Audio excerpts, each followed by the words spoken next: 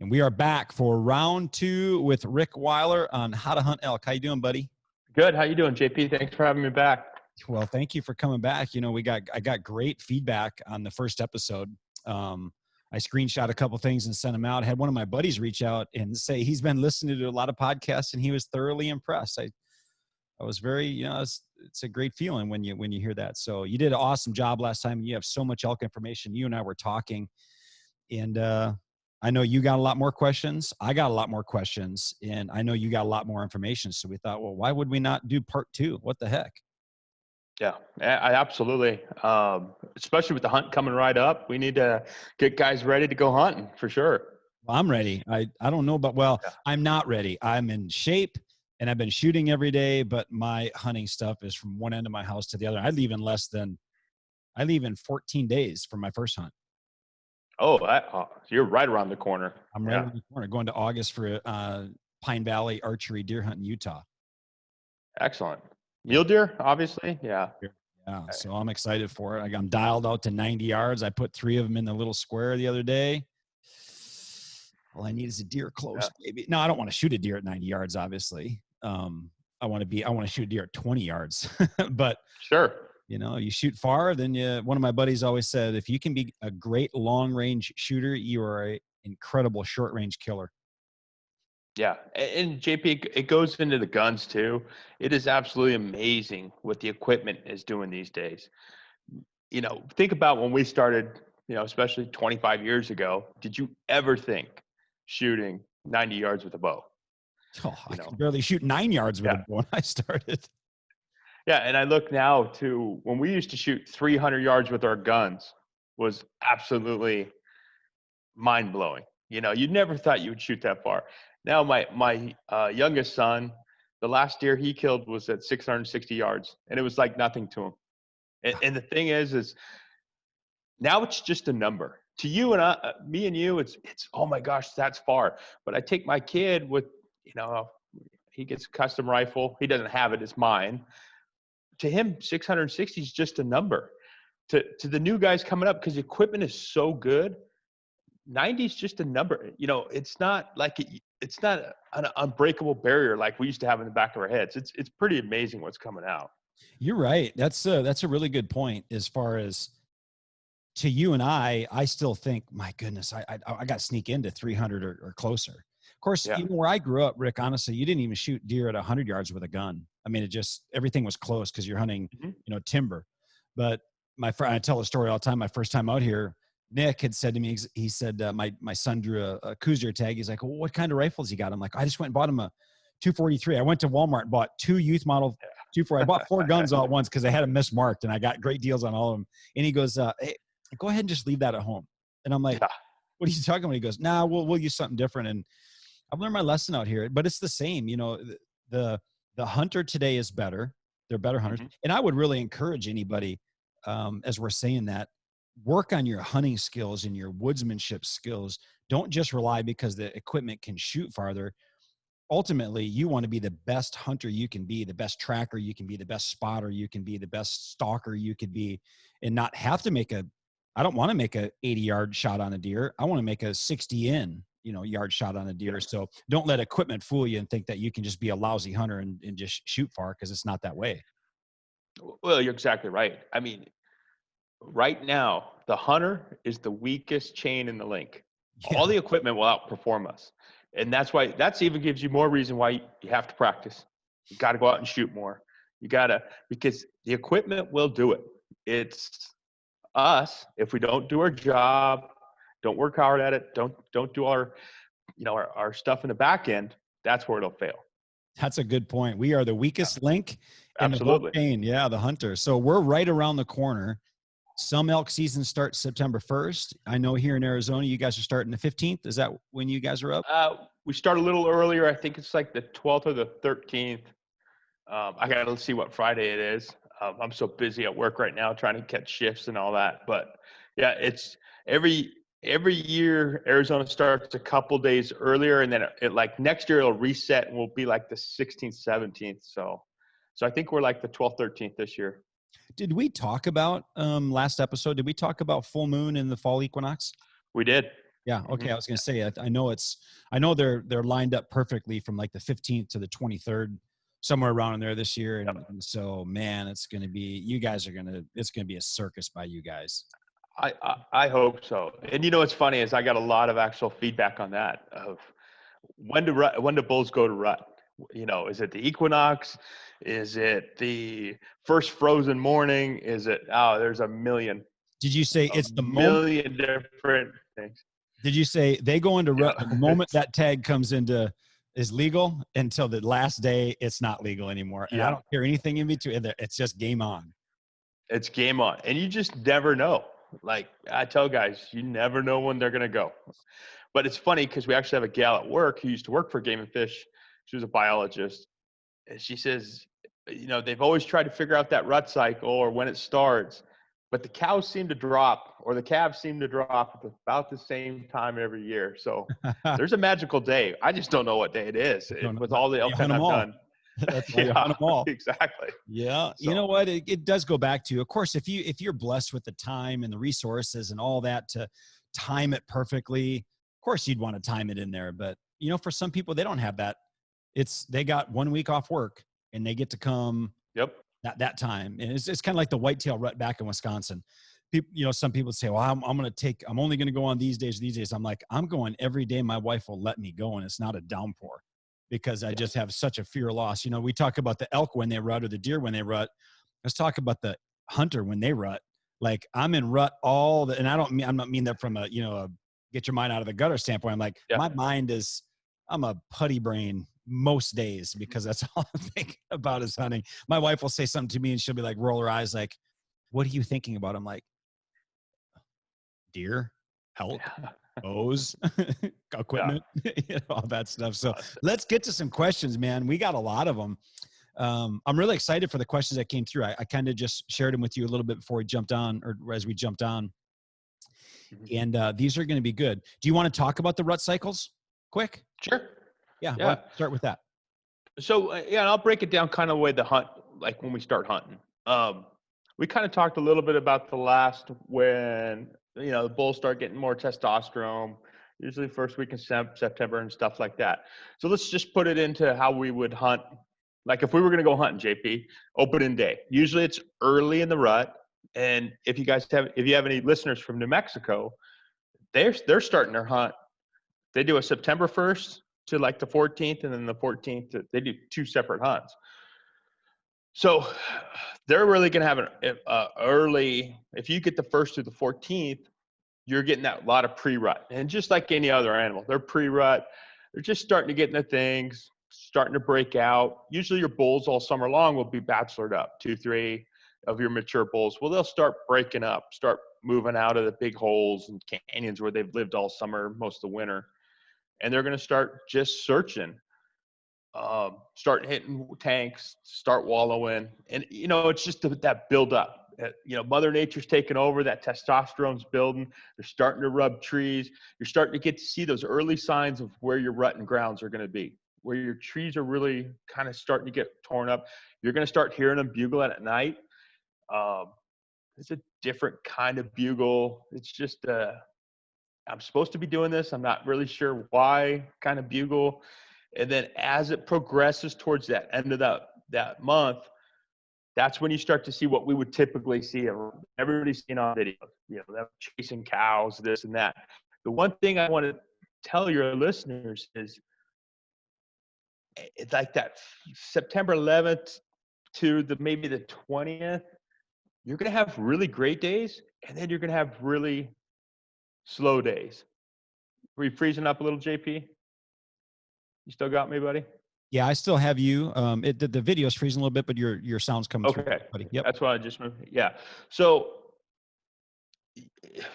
just because one day's great and then it dies, that doesn't mean the elk left. Okay. They're just going through their natural cycle of rut and where they just kind of quiet back down. Things kind of go back to normal. And then those bulls will fire back up. And then, so when I'm hunting, like opening day, I go to a place where I know there's lots of concentration of cows. Cows really haven't been broken up. Um, I'll just start working them, and then you don't want to work them very aggressively. Just really slow, kind of let them do their thing. And I find, especially because I have 14 days to hunt, my first 3 or 4 days are just kind of almost scouting slash just kind of get a feel of where are we at in the rut. Are we way pre-rut where the bulls are still almost bachelored up and they're just starting to come in, or are we at a point in a rut where bulls are starting to break herds, they're starting to push cows, and then you kind of set your attack plan up. Because if you're pre-rut, that's when you want to concentrate more on your water. Maybe just do a little more glassing where you can see more because they're not going to be as talkative. Or if we're getting into that rut, then you're getting in there mixing them up more. That's good stuff. So if I'm early, let's say I only have a 7-day hunt. Okay. So Arizona, you got 14 days. Let's say you got a client coming in 7 days, or we're talking somebody that's got a different state. They got 7 days and they're starting September 1. And it's that pre-rut, these bulls are starting to, like you said, they're bugling a little bit, still wondering what they're doing. They're starting to hit some rubs and some wallows and stuff. Are you focused on just those areas where you go in, they don't have 3 days to scout. Their first 3 days, they got to be hitting the ground hard, and there's not a lot of bugling activity. It's kind of starting to pre-rut a little bit. You going right to the wallows that you've known in the past or have found in the past, going to some of those rub lines and start to find the groups of cows because the bulls are going to be finding the cows? Well, I mean, if it's a real slow rut, JP, and I've had years where bulls are still bastard up. They're still together with their buddies. I'm going to hunt them more like I would hunt them in the late season. I'm going to the big canyons, getting the glasses out. You're going to do spot and stock. You're going to do that kind of stuff. Still hunt the water, still hunt the wallows because they're going to start hitting them. And that's like if you have a way slow rut. Like, and the one little secret I can say, if it's slow, go out late at night and just listen. Go out to your canyon edges. Go out and just listen. Okay, at least because they'll still bugle at night or way early in the morning. I'm talking 2, 3 in the morning. Just go out and listen. At least that will tell you where the elk are holding. Okay, and you're not going to hear a lot of bugles. They're not going to be screaming. But if you just hear a few, then you can really concentrate on your bino with your binoculars, slow, methodical, almost spot and stock style, like you would do in the later seasons. For those kind of, the biggest mistake hunters make is if the elk aren't talking, they go out there and try to get them talking. Okay. And I know on the first podcast I bugle to locate. Well, that's when they're rutting. If they're not to that stage yet, don't go out there, because every time they hear a bugle, they already feel the pressure of all the cars and the trucks and the 4x4s, side-by-sides going through.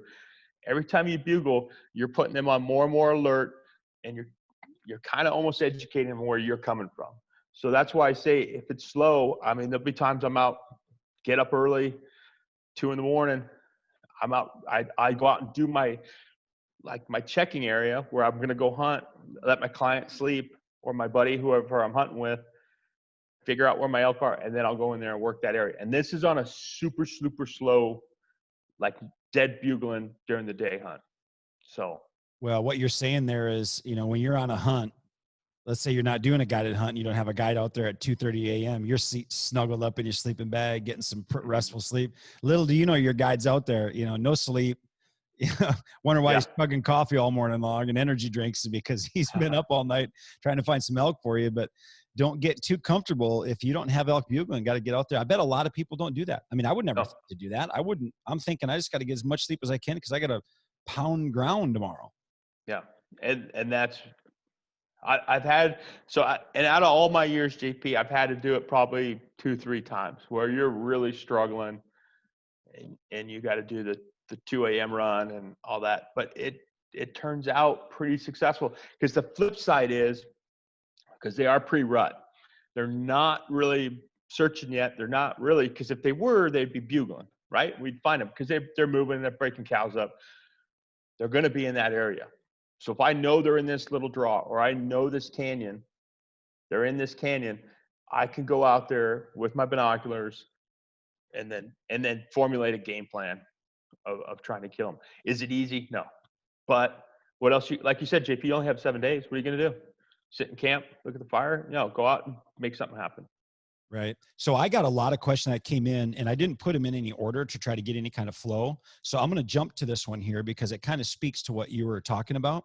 I had a question that said, if I put an elk to bed, will they come out the same place they went in? So let's do two scenarios, Rick. Let's say this is now early season. They're still bachelored up. They're not bugling a lot. I found them with my glass. I watched them go into maybe go through a little meadow and up into a dark timber spot, and they're going to bed. And then the other scenario would be they're pushing cows up into bed, and I could never get ahead of them. So they get through the meadow on me, or they get through my area, and they go up into a spot to bed. Are they typically going to come back out right where they would? So would I be better off just saying, forget lunch? Have I got some food in my pack and I'm hunkered down all day long and hoping they're going to come right back out here, if or maybe go back to camp, eat, and then get right back to that area? Yeah, a lot of times if they're rutting, because you got to remember the bulls are following the cows. And so in the rut, they're going to go in and out with the cows. And the cows are pretty predictable unless, they get bumped or something. So yeah, they're going to go in and out kind of in the general, area. I mean, they're not going to, well, sometimes actually they do follow the same path in and out, depending um, on the type of stuff they're going in. So where some unit one spots, it's real heavy, dark timber. So they do have like pretty good beaten game paths going in and out of their bedding areas. And then a lot of other units like in the cedars and stuff like that, they're going to just kind of mingle in and out. Now, if it's the pre-rut and you're just on bulls with no cows, you're kind of rolling the dice on whether they're going to come back out, because they may get up and just start looking. They may go over the next ridge to see what's going on. You got to kind of remember they're nomads at that time. The bulls are.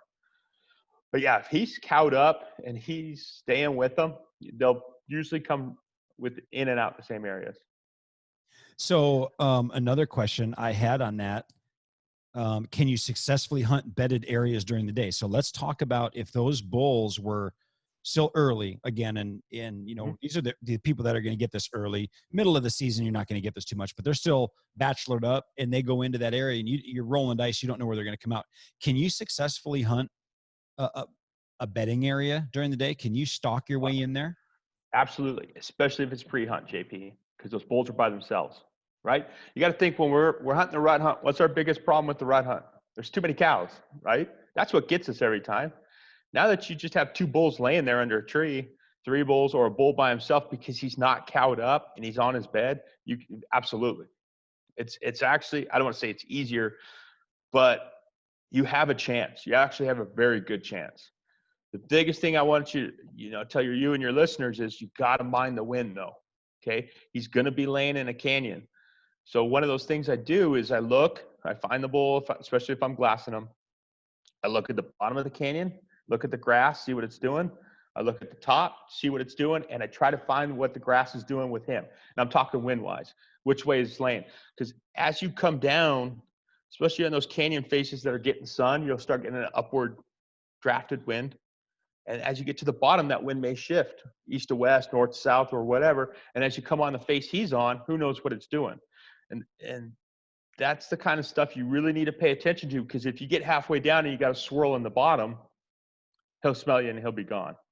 So really mind your wind in those midday, because you're going to have multiple winds going through those canyons. Yeah, we did when we hunted together. We had went after probably 3 or 4 different bedded bulls. We had that 8x8 we talked about. There was another one. I won't remember the area, but we got in on him. I was belly crawling in, and then that one off that ledge, we got down onto him. And it was more or less, they were bedding up early at that time, and we were kind of just wrapping the hunt up. And you realize these were the bulls that were bugling. You felt they were like bedded bugles, and we'll talk about Yeah. that in a bit. And so you're like, let's get in there and try to find. We used our binoculars a lot as we were moving in really slow, and then you caught an antler here and an antler there, and I would try to get in, found out it wasn't a bull we were going to shoot, and kind of slip back out. It was pretty cool. Wind wise, you brought that up. That wasn't a question I had, but do you guys do anything from a scent standpoint? I know a lot of people are all over scent spray and scent killer clothing, and there's some new stuff out there.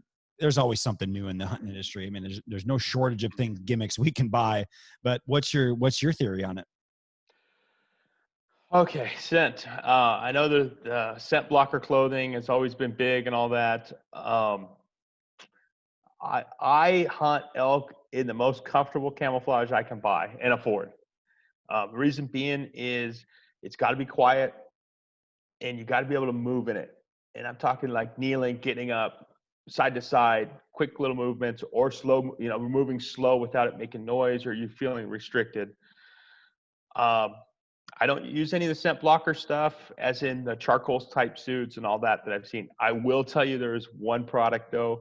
It's called Nose Jammer, and by all means, I'm not sponsored by them or getting any money, but I will tell you this: I had a hunter. I actually hunted him last year too, but he's hunted with me twice, and he used to spray me with this stuff, and it smells like strawberries or vanilla, and I'm like, what the heck is this? And I just, how it is. I just didn't believe in it. We're walking out from one of our spots, wind's directly in my back, JP. I mean, directly to my back. Walking out, cow stands up right in front of me, with 80 yards. She's kind of looking at me. She trots off. I'm like, oh, that's kind of weird. Thinking she was just a lone cow.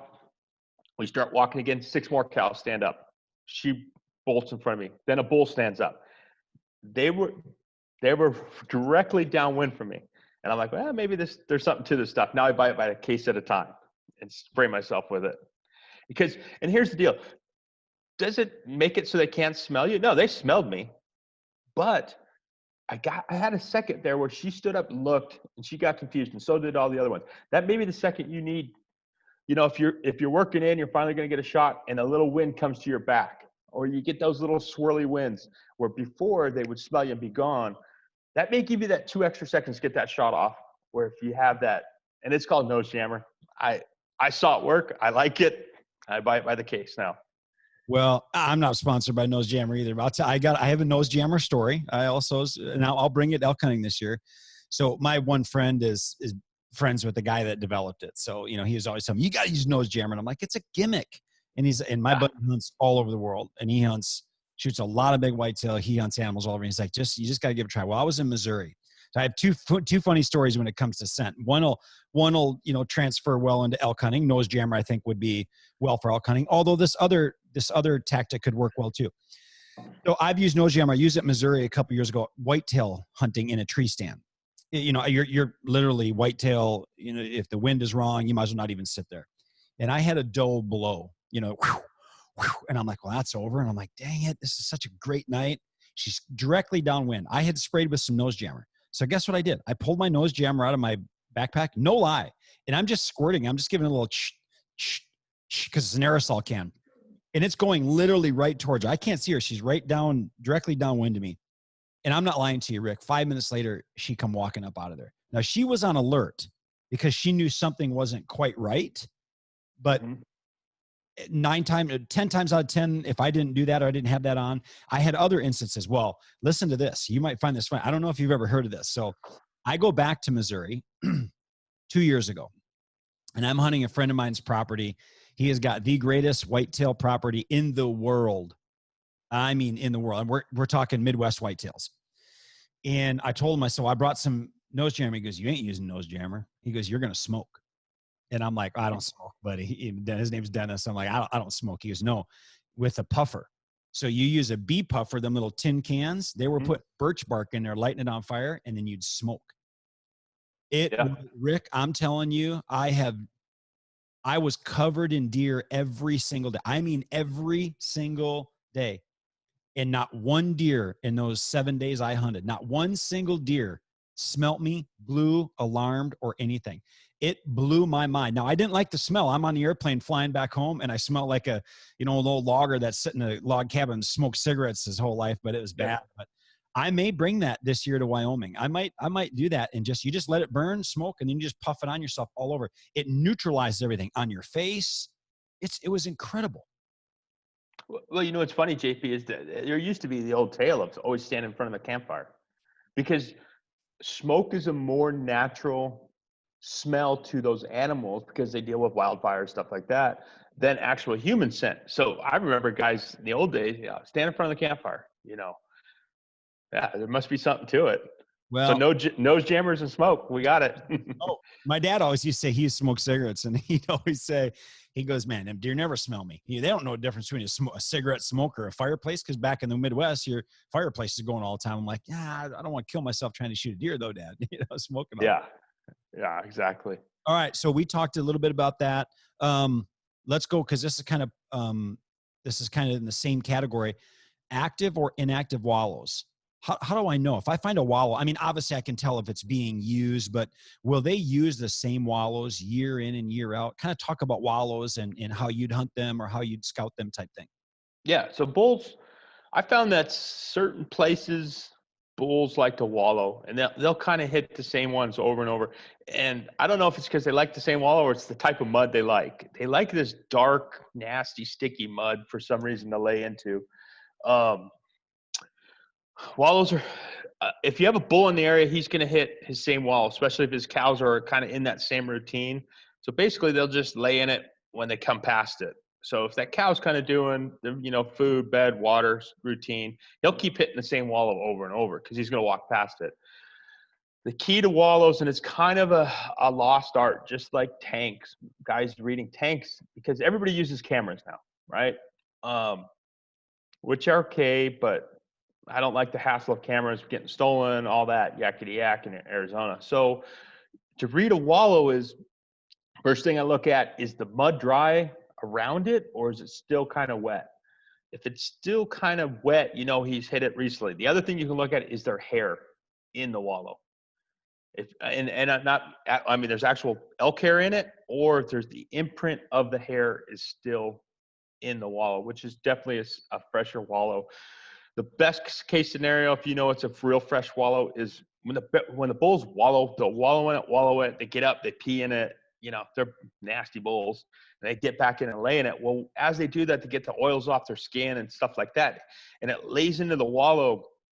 It almost looks like when you put motor oil on in a cup of water, and it gets that kind of rainbow-looking sheen of oil on it. If you see that in the wallow, he was there within hours. Okay, so that's a super hot active wallow. Another thing you can also look at is when he wallows, his horns are going to hit the ground.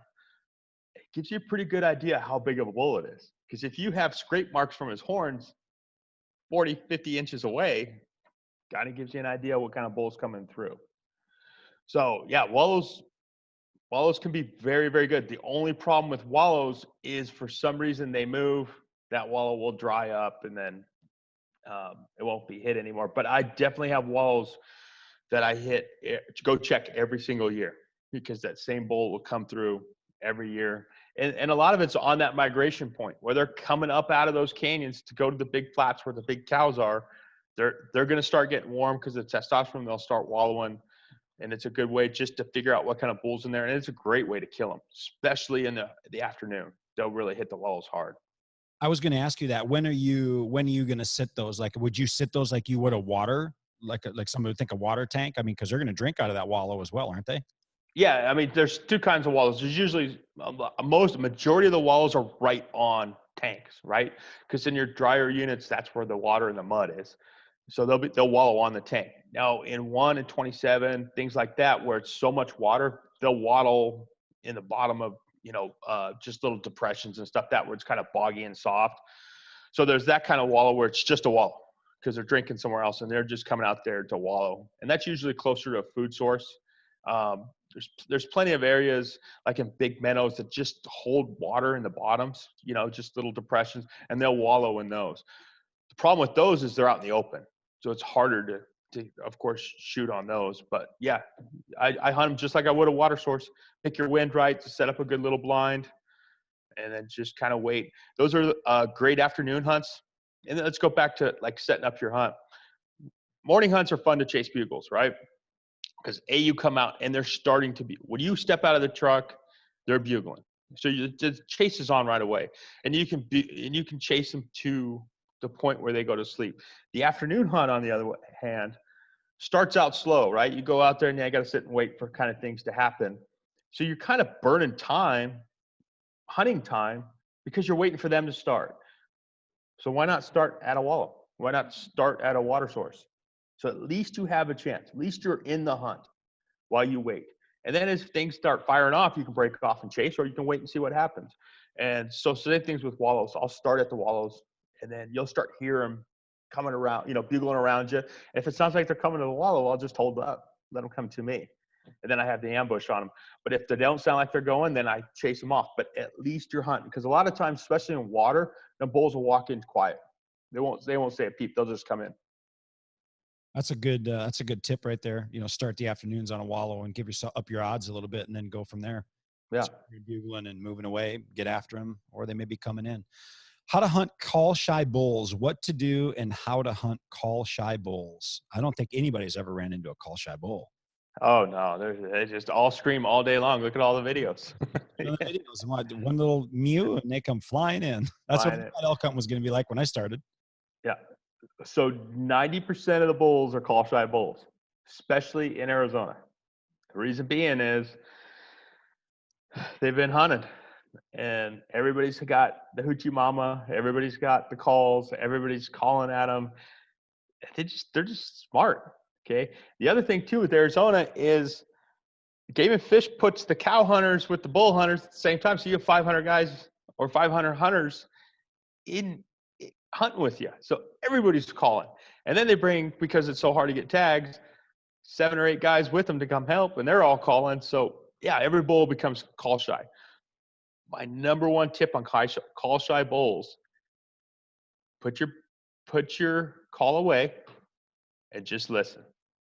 Okay.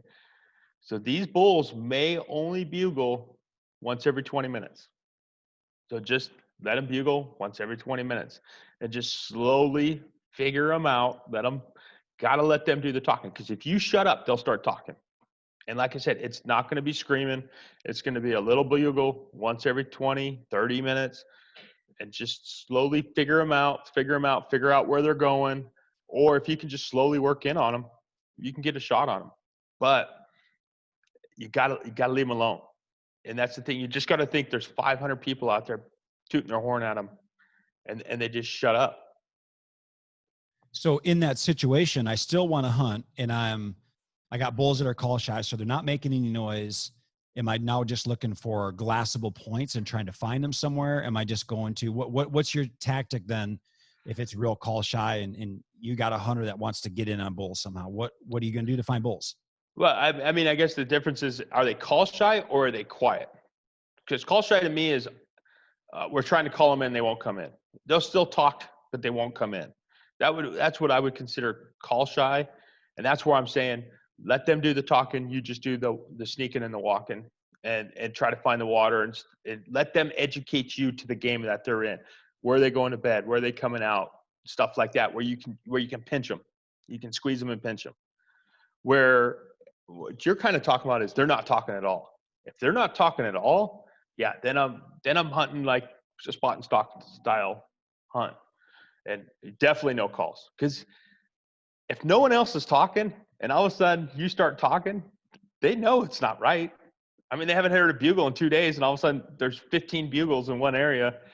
They know what's going on with the rut better than I. I'm a best guesser at this. They at least know. At least they're in the game. They have a chance. I would much rather hunt a call shy bull than bulls. I mean, if I want to try to kill a big bull, I think personally, I would love to have just the bull that bugles and just keeps, every once in a while is alarming me and giving away his location where I can just get in there. Because again, like you said before, you said in the last one, when they're calling, that's one thing. They're giving away their location. Now, when I'm calling, what am I doing?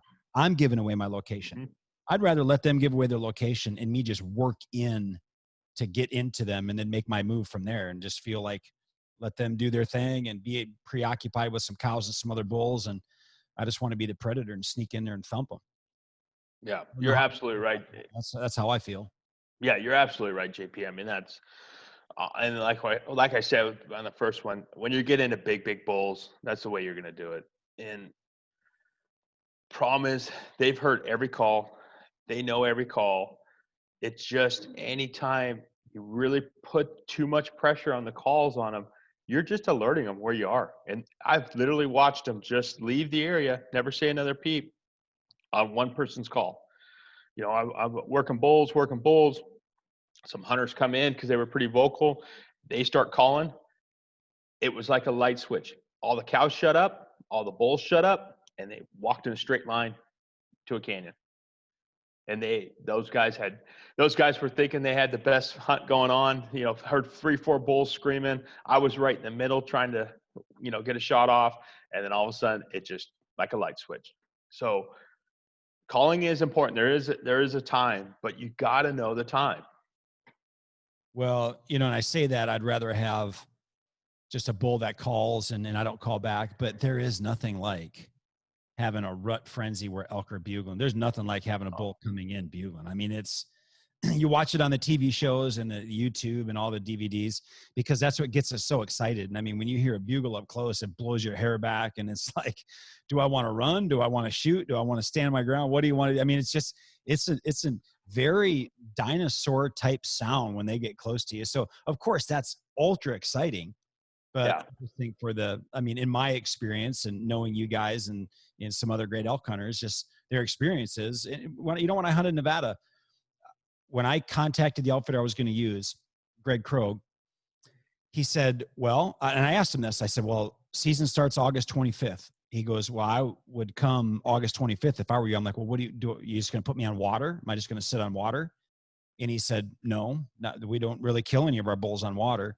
He said, here's how it works. Early, you got the better chance of killing the great big bulls. He goes, later in the season when they're all cowed up, he goes, it's almost impossible. I mean, they'll have 100 cows around them, a great big herd bull there in Nevada. He said, but you want to kill them big bulls, you want a chance at the biggest bull you can kill, come early because he's all by himself or maybe a couple other bulls. And they may bugle here and there and you can work in them. Guess how I ended up killing my big bull? He bugled and we located him. And as he bugled, I worked my way into 165 yards and then to 100 or to 35 yards and actually 40 yards, and I shot him. I mean, had he been all cowed up and it had been a huge rut frenzy, forget it. Because there was other ones that we went after that were in that same situation that were, there's no chance of me getting into him. I mean, it was, 60 other eyeballs looking all over the place. I just couldn't have done it. So. Yeah. And he's absolutely right, JP. A lot of the big bulls we kill will be earlier in the season.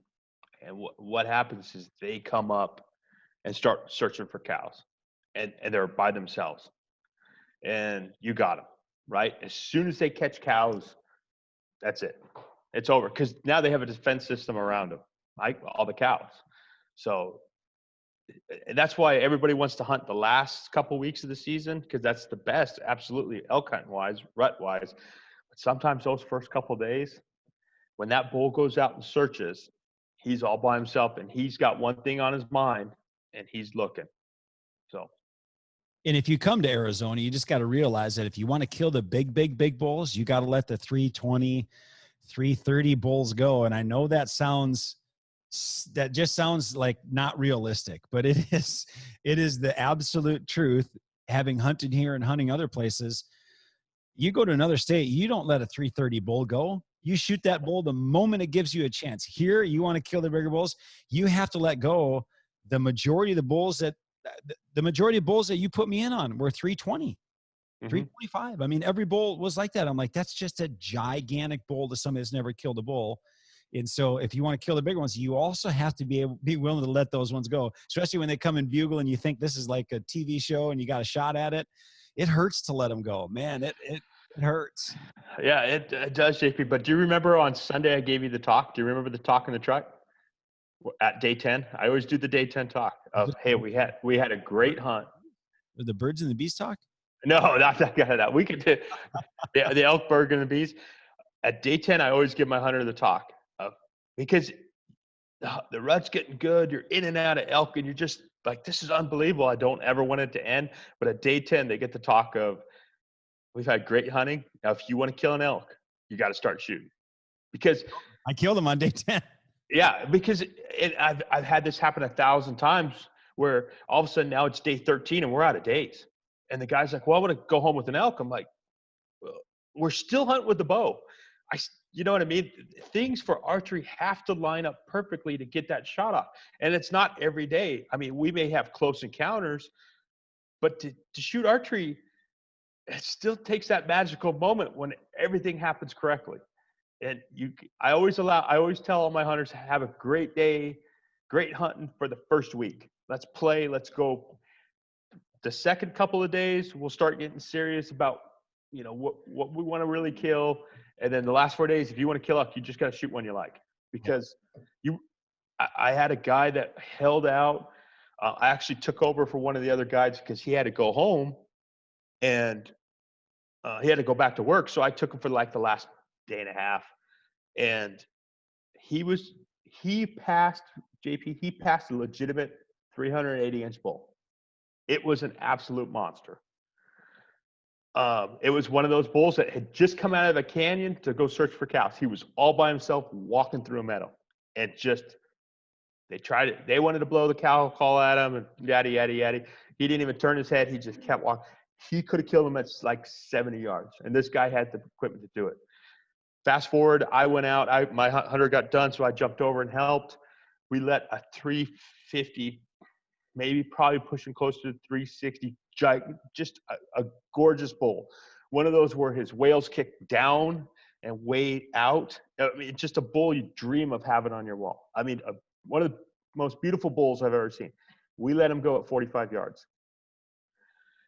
So anyways, so fast forward to when I take over. Now we're at the last day, the last night, and we're ready to shoot a rag 4x4 down in this hole. And it didn't work out. And we're hiking out, and we got about a mile to the truck, and it's dark and over through this burn deadfall. And he stopped me. We took a little rest to get some water. And he goes, "I screwed up, didn't I?" I go, "Yeah, big time."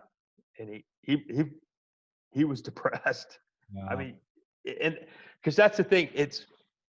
I have this talk every time. It's not the gun. I can't whack him at 400 or 500 yards or 300 yards. Oh, heck, I'd take 150 yards most of the time. You got to remember it's archery when you and think about that on your own hunt. Or there comes a point where this just feels right. This is the right bull, and it happens. Yeah, and then you just add in, time off. The pressure, all that kind of stuff. I'm a very opportunistic hunter. Yeah, I killed one bull that's, trophy class, a world class bull. Probably, yeah, I live in Arizona, so there's a chance I'll see a bull like that again. A very rare chance that I'll get an opportunity at a bull like that. If I did, to thank the good Lord. I'm opportunistic though, because I understand hunting. I know, and I'm not just out, I'm not going to kill anything, but again, we talked about this. I talk about it every time I talk to somebody. Understand the area you're hunting and the caliber of bulls that you're going to be into. Every single unit, whether it's Arizona, Colorado, Wyoming, New Mexico, every unit has a different standard of what is good. And so just because you come to Arizona, don't think there's a 400-inch bull around every corner. I mean, you guys work your tails off, and a 400-inch bull it's a unicorn.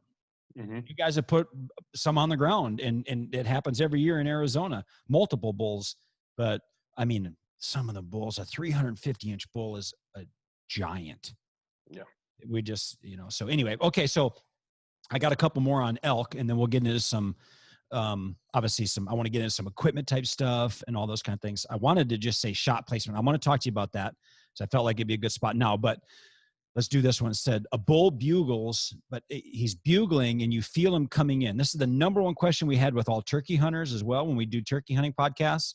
And it's same with elk, because when you're calling an animal, nothing's more frustrating when you feel it's coming in and you get set up and then all of a sudden, nothing. When do I move? When do I not move? What do you do with a bull that hangs up on you? Well, and that's a great question. My question is, so am I calling to him, that kind of stuff. If he's just coming and I think he's coming, get ready, here he comes. Okay. The great thing about elk, unlike turkeys, is you can hear him coming. You'll hear him walking the rocks and going through the trees, and so you can gauge where he's coming. If they shut up, you're going to get frustrated, and you're going to think you've waited about 20 minutes and he didn't say anything. You probably waited about 3 minutes. Shut up and just listen. Okay, and that would be my first advice. Because if he's coming to you, you're obviously somewhere where he wants to be. more than likely, if you're in a good spot, you're not in a food area where he's, it's not going out to the open. So you're probably going to where they're going to want to slow down. So a lot of times as they come in those areas, you hear them coming, they slow down and start feeding. You should probably a shaded spot. Most archer hunters aren't going to be standing out in the open and set up. So the way I picture it in my head is, you're in an area where they want to be, so they're going to slow down. They're going to start feeding. They're still there. Let them do the talking, and you may have to wait 15, 20 minutes, and all of a sudden you'll hear them crack off again, or you hear all of a sudden the cows will start mewing. That would be my suggestion on that one. Now, if you're calling and they shut up, they caught you more times out of 10. Once again, shut up, stop talking, let them talk again. But a lot of times, if you're calling them in and you feel like they're coming, they saw something they didn't like, especially if it goes totally dead quiet. I don't know if, sometimes you'll hear them bark. You'll hear those bulls bark. If they bark, it's definitely over. But I've had plenty of elk. They'll come in, and a lot of times, especially if it's a hard bugle, they're bugling. Cows are way out front. You're setting up. And I can't stress this enough, JP. Like I talked with you, you knew your equipment, you know what to do. Is a lot of guys they'll set up, they'll hear like he's right here, they set up, and then they don't like it. So then they'll move to the next tree, and they don't like that. And then they move their backpack, or they take their backpack off. Those are all things that they're looking for, and they're picking you up. If he's coming and he's close and you set up, you got to deal with what you got. If the tree's in the way, if your backpack's on, you have to deal with what you have, because they're going to see you as they come. Remember when that last bugle, maybe 100 yards. Well, he just made that 100 yards in 3 steps. Obviously not that quick, but they're coming fast. So a lot of times the animals will catch you moving, setting up. So be ready. When you're ready to set up, you may just drop to a knee, and my lane may be only this little bit between these 2 trees, but that's all I got, because if I move, he's going to catch me and it's over. But like we talked earlier on the last one, is if you let him come through and you don't get the shot, let him pass you. You're still in the game. You haven't ruined it. You're out of the game as soon as they bust you. So you brought something up there, and I want to ask you this question. This is a question I have, because I have gotten myself in trouble when I had an elk come in. This is Wyoming. I had an elk come in, and the moment he crossed, I dropped to both knees right away. It was a natural reaction, and I don't know why I did it. And guess what happened? I never was able to make the shot, because as I dropped, I had a whole bunch of stuff in front of me. Would you rather your hunter kneel, or would you rather them stay standing? I prefer standing, because most people shoot more naturally standing, because that's what they practice at the most. But it is what it is. If you're hunting cedar country, back in the old days where I used to hunt cedars a lot, it was easier to kneel, because you blend into that cedar a little bit better. Where you're standing, you kind of look, because everything's kind of that lollipop look in the cedars. Where in the pines, everything's straight up and down, where you can blend in standing alone. The key is, though, JP, don't move. And we talked about turkey peeking and all that. My hunter last year, Keith, we were caught in the open meadow. There wasn't you couldn't hide a jackrabbit out there. And here comes this little calf actually came out mewing, and we froze. It was me, the hunter, and my brother. We stood there for 45 minutes we didn't move. We didn't move at all.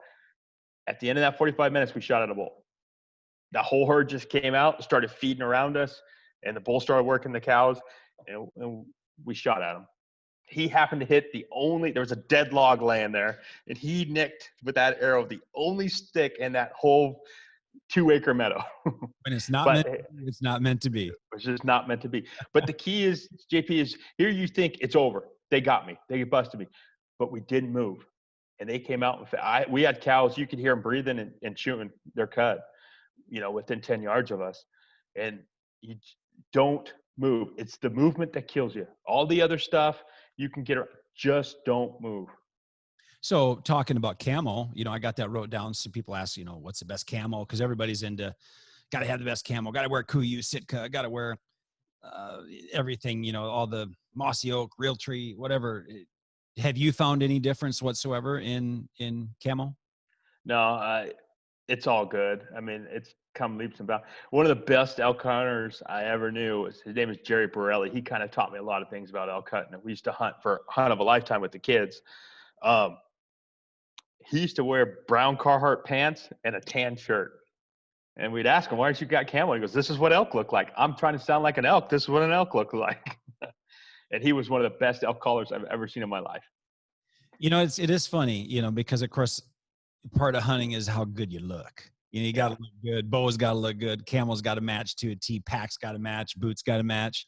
Fred Bear did it with a stick and a string and a red, yeah, black plaid shirt and a big yeah, boonie hat. yeah. And JP, I think it goes more back to the basics. Don't move. Be in the right spots. Use shade. Use wind. All the other stuff is nice. Yeah, it does curve the edge a little bit on our side, but you still, like we talked about in the beginning, you still need to practice. You still need to be the best hunter that you can be to make everything else fall in line. Yeah, camo to me really has just come leaps and bounds in the form of comfort. And it seems like you had mentioned it earlier, but it seems like everything in our life, what we're trying to do is get ourselves more comfortable. Yeah, if you want growth and you want to get ahead in life, you got to get uncomfortable every once in a while. But Yeah. when it comes to hunting, good athletic type stuff for me is just stuff that helps me keep my mind off anything else and just be able to focus on hunting. And there's some good stuff that, when it's an early season hunt, if it's going to be really hot and sweaty, it just handles the sweat a little bit better. I hate being cold, even though I do the Arizona cold pool plunge every day when it gets cold, and that's really good for my health. I hate being cold because it seems to take everything out of you, and my fingers get cold, my feet get cold. So just get the best you can, and whatever's, like you said, I think you can have the worst pattern in the world, but if you don't move it, they don't know, like, oh my goodness, that hunter's not wearing real tree. I better Yeah. not go over there. I see him in his mossy oak, or, oh, that's the new Kuyu. I can't see him. Yeah. they, Yeah. they don't know that. All right, here's one. And I'm interested in your take on the shot placement on an elk. Yep. Give it They're to me. big, luckily, but it does matter. It absolutely matters. Um, so as that elk, that front leg goes up, you can kind of see their little elbow, usually right behind there, a little higher. That's kind of where their heart lays and most of their lungs. That's kind of the golden spot you want. Anywhere in that chest, if you can double lung them, will work.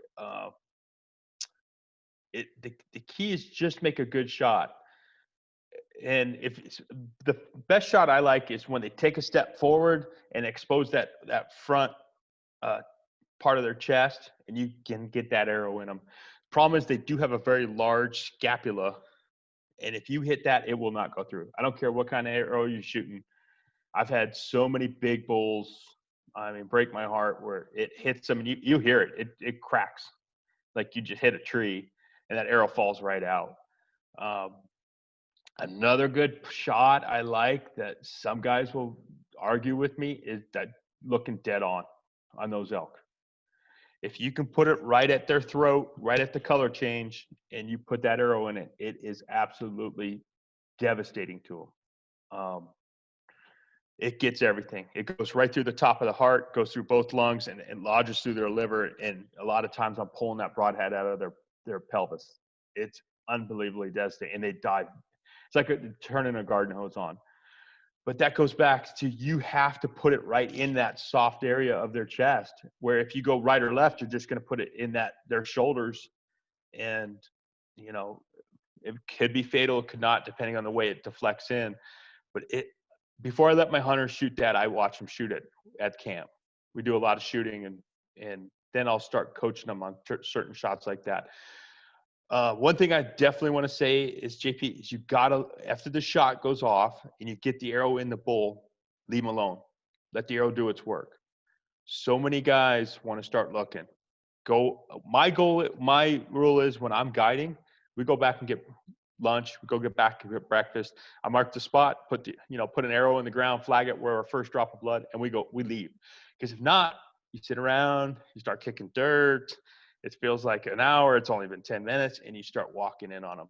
And if those bulls get their feet underneath them, it's over. And I'll tell you a story, and this is a personal story. 2 years ago, I had the tag. It was the last night of the hunt. During the hunt, one of my good buddies, hunting partners, he ended up dying of lung cancer. So I had to go back and forth from the valley and funerals and stuff like that. So I was patching my elk hunt together, and finally it was the last night of the hunt. My brother was with me, and then Frank Lopez, from Dwayne's camp, Yep. one of the best elk hunters I've ever been around. Also, I mean, unbelievable. We go out, bull comes in to a wallow. Wow, I whack him dead center, right in the Boilermaker. Bull doesn't even move. He just stands there, head down, mouth open. I mean, literally, JP, we're 30 yards away, high fiving. We got him. Bull kind of trots off, goes into an aspen grove. We got him. No big deal. My brother goes back to get the stuff. Me and Frank start walking. The problem on this hunt, it was the last night, and the gun hunt starts the next morning. So in Arizona, if another hunt opens, you can't be walking out with an elk you killed the night before, right? Because Game and Fish is you have to call Game and Fish, you have to get clearance, and you can't go back in with any kind of weapon the next day. And you kind of almost have to have a special permit to go in and retrieve your animal. It's a big mess. So we're like, we need to find this thing before it gets dark. And what do we do, JP? We're like, he's dead. We got him. We've seen hundreds of elk shots. We got him. I walk to that. We start moving in. I bump him. I never found him. I went in the next day with 6 other guys. We gridded 3 canyons out. I never found him. He as soon as they get their feet underneath them, you do not know where they're going to be. The arrow stayed in him, so that the wound sealed up. I didn't get a pass through, unfortunately. Had a bad, I don't know if it was a bad broadhead, it was just one of those deals. It just wasn't meant to be. And so I get back to the beginning is leave them be. Let the arrow do its work. If you have the time, go back, get lunch, get breakfast, let them be. If it's far back, liver shot, you're going to 7-8 hours. Give them 7-8 hours to die. Because there's nothing worse than having I know I killed that bull. That bull's dead. It tears you up that you didn't retrieve him.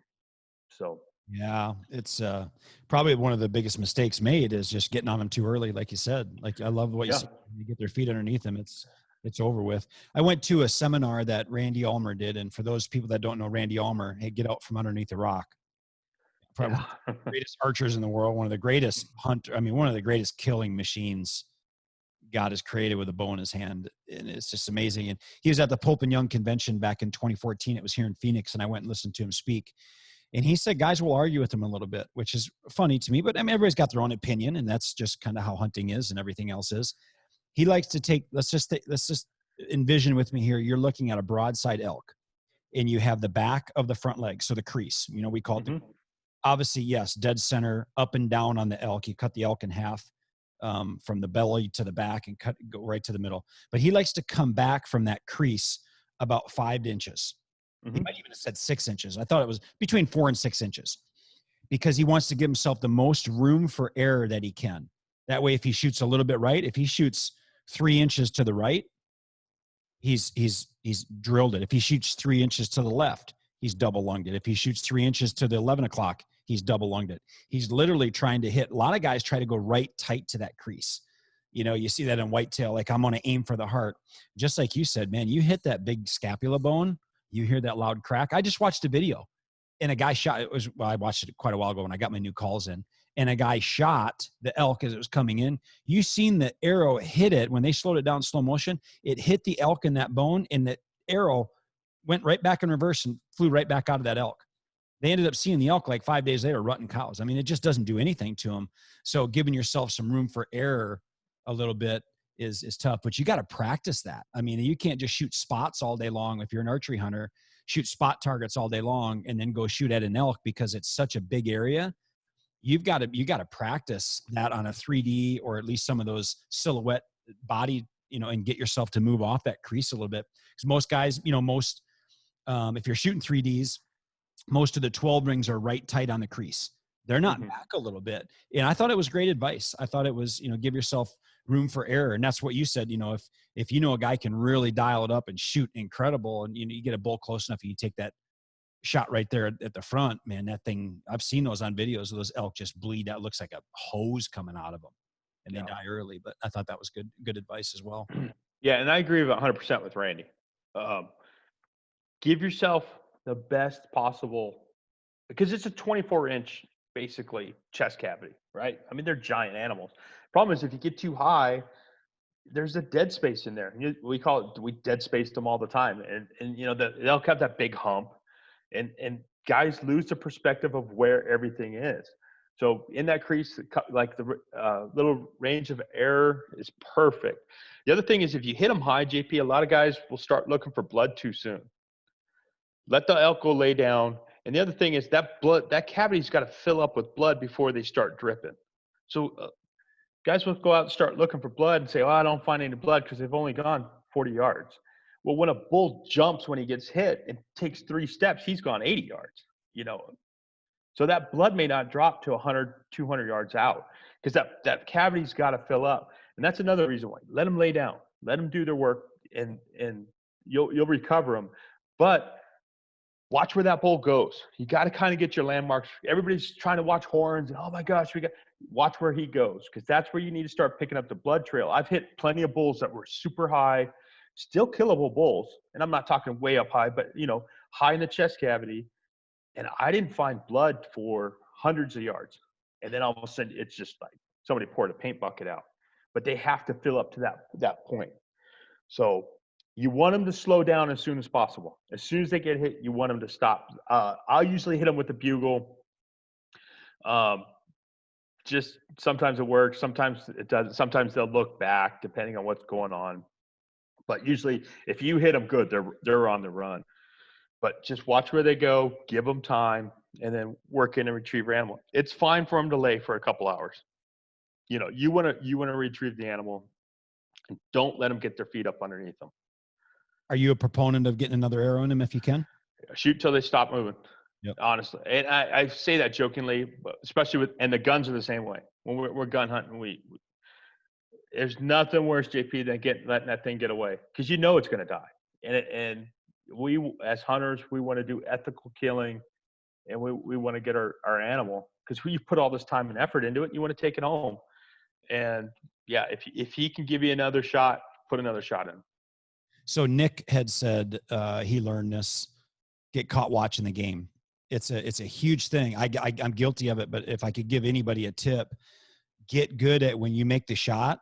Don't get caught watching the game. That means just standing there like, is he going to go down? Did I hit him good?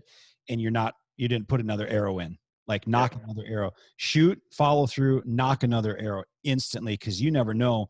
You blow that cow call, or you blow that elk bugle, and that bull stops and gives you one more chance. That second arrow could be the difference between a bull that you recover or a bull that gets his feet under him and you don't get it again. But I see that all the time. I mean, every time somebody shoots and it's just caught watching the game, like, oh, okay, there he goes. And he stops, like, get another arrow in him. And then they're fumbling. Then it's your emotions running high. You don't even know how bad you're shaking. Your adrenaline's going high. They can't get the bow out of the arrow out of the quiver. They can't get the arrow loaded. Shoot, follow through, put another arrow in. You can always take it out when you're calm, but get it in and get ready. Yeah, absolutely. And yeah, you stop till they stop moving. That's always been my theory. I've had, a few animals that get away, and it sucks. There's no other way to put it. It's, you put a lot of sweat and tears. Your hunters worked hard, and that's not the way you want your hunt to end, is by not retrieving, especially when it was a good shot. But those animals are so tough and they're so strong. If they can get their feet under them and get a downhill walk, who knows where they're going to end up. Funny story for you. Shoot till they stop.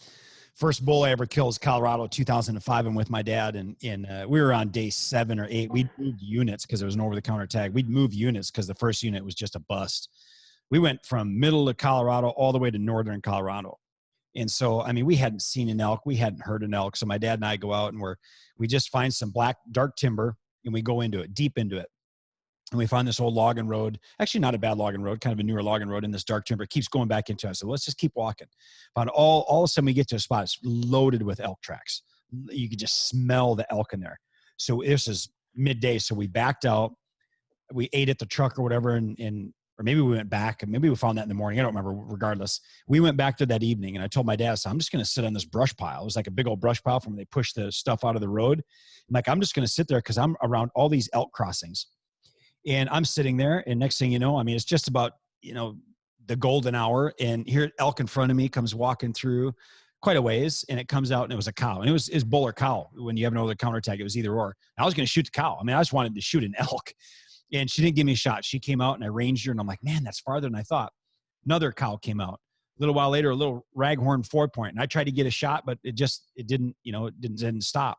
I told myself, I'm like, the next elk I see walk through that opening in front of me is going to step out in the logging road down there. And I know the yardage now.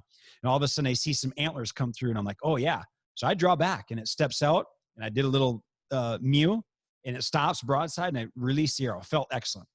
And I heard the whack. So I go running down the logging road, I'm shaking like crazy. I'm like, Dad, I just shot a giant bull. You ain't going to believe this. Of course, he's like, what? You didn't see no elk? I'm like, no, Dad, I shot a giant bull.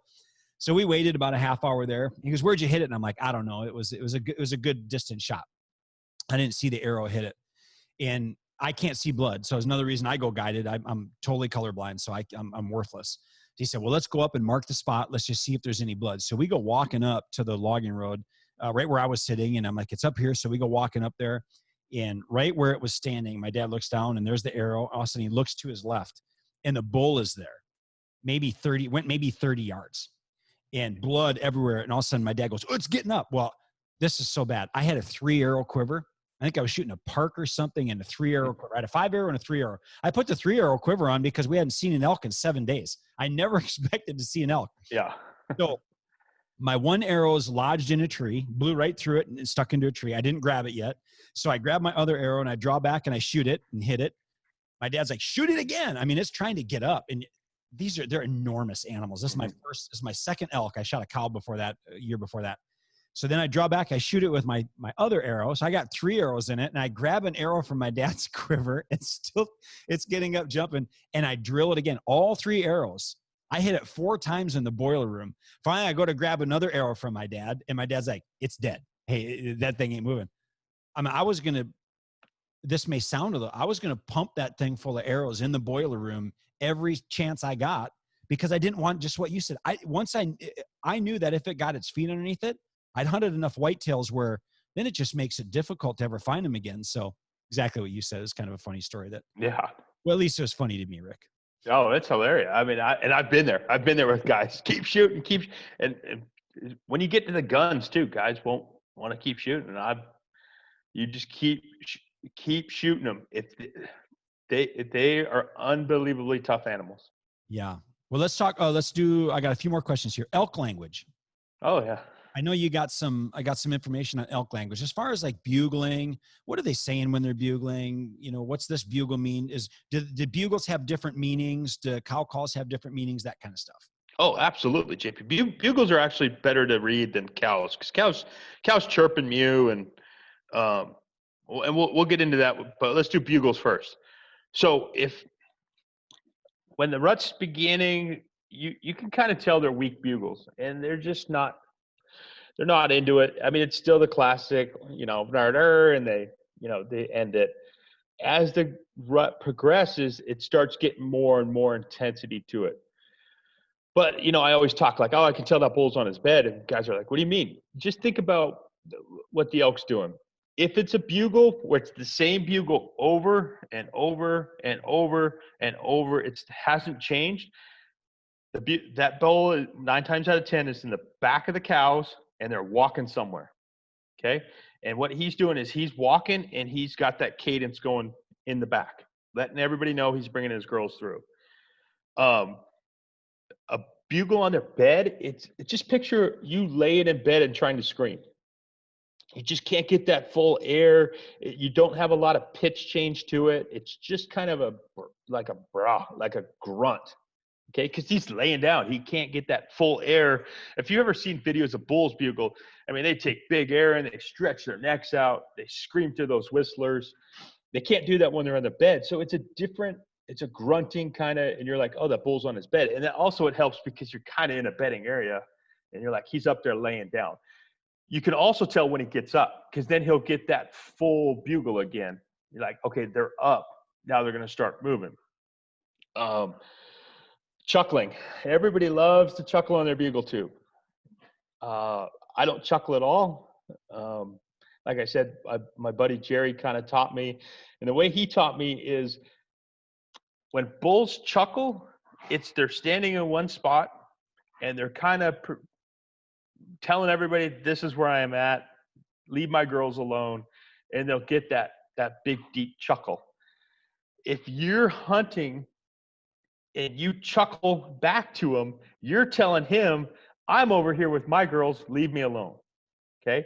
I don't want to sound like that, right? I want to hunt this bull. I want to get him aggravated. So I'm more of the younger bull walking towards him. That squealy little, just short, sweet bugle at him. And that's what's going to aggravate him. Where if I chuckle, he's just like, okay, you keep your distance, I'll keep my distance, and we're good. So that's kind of a difference. Another sound, too, that you really need to pay attention to is when they're grunting. Okay, and they get that go go go. When they're running cows hard, and you're in that kill area, you'll hear them bugle, and then they'll start glut glut glut glut glut glut glut glut as they chase cows. You are close. Get ready to shoot. If you hear that, get ready to shoot. They're within 60 yards of you, and he is pushing cows like crazy. Okay, not a bad time to blow the cow call, because what's happening is cows are getting busted up now. And usually if you can't see them at that point, you're usually in like, and I relate it back to in like unit 1, 23, 3A3C, you're kind of, one's like aspen groves, 3A3C and 23, you get these like lotus groves and just thick manzanita and stuff like that. You'll just hear them grunting through there. But what happens is cows start getting broken up, and they start getting, you'll hear the cows starting to get excited, mew, mew, mew, mew, mew, and they just, all these different kinds of sounds. That's when you want to set up, you're going to get your shot. If you can hear that grunting, be ready. And like I said, the best way to learn it is go out and be with the elk and just listen. But the biggest thing is bull on his bed, kind of that half bugle. Bull walking, that's a big one in the mornings. If you hear that constant cadence, he's walking. They're going somewhere, okay? And he's in the back. And then what is important about that is if you're in front of them and you hear that constant cadence, you need to set up in a point where you need to let about 10 cows go past you, or 15 or 20, okay? You can't be out in the open on the edge. You need to let those cows get past before you get your shot. Because just think, they got to, he's in the very back. They'll always be in the very back usually when they're spread out walking.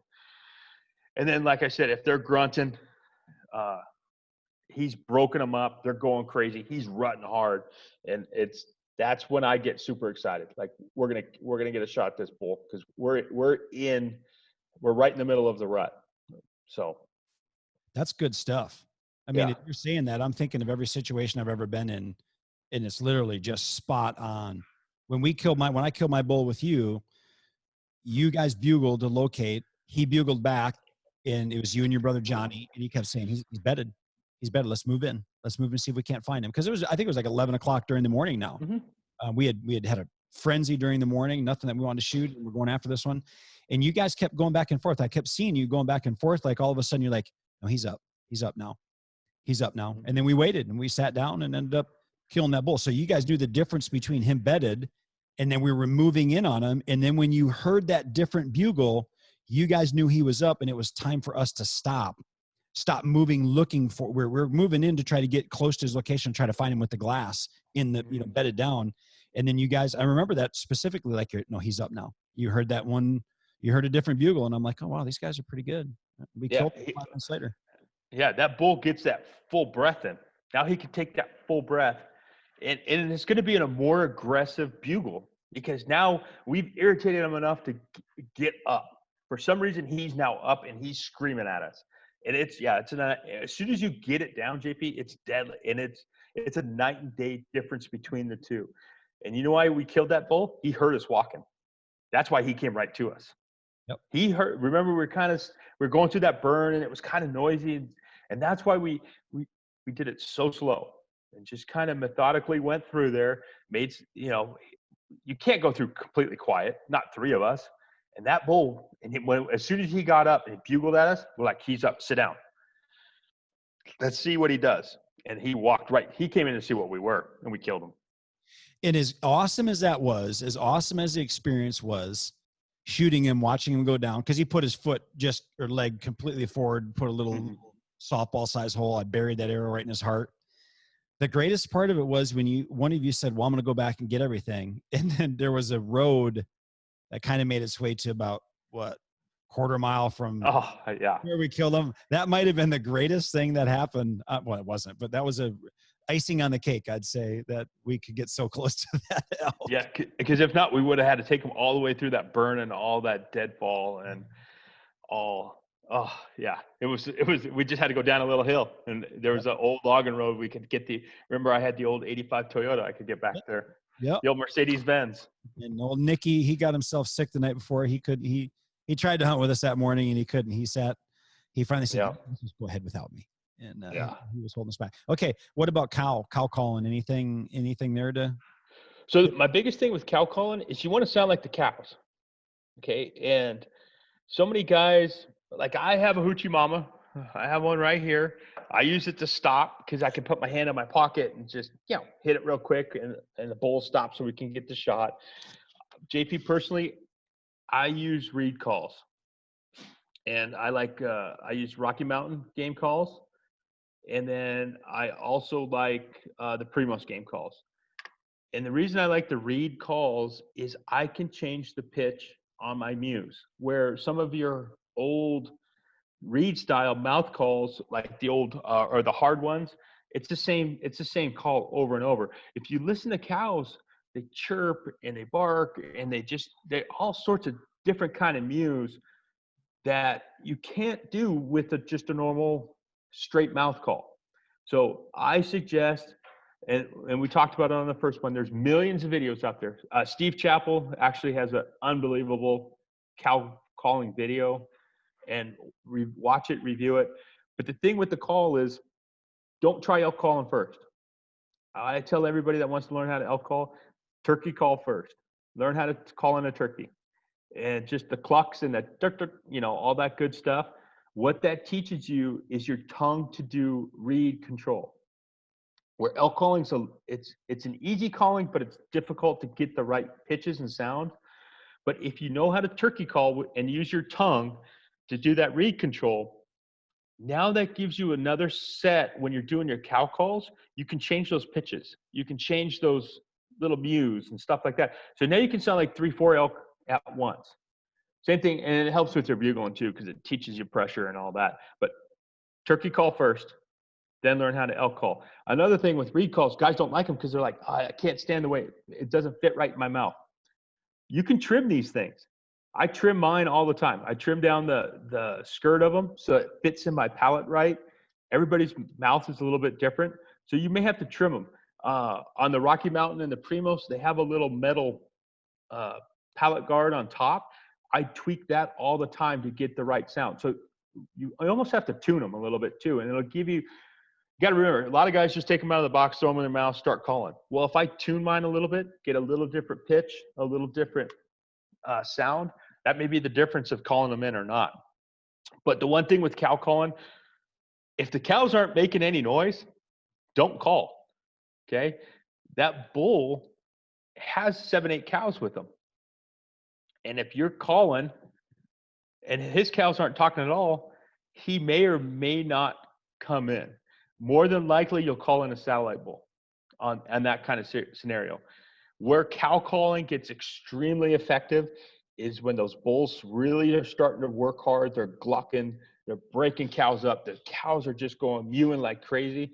Get on your cow call. They'll come screaming in because he's really in a frenzy trying to figure out all his cows, especially if you have a couple satellite bulls in there. That's my time when I really get on the cow call.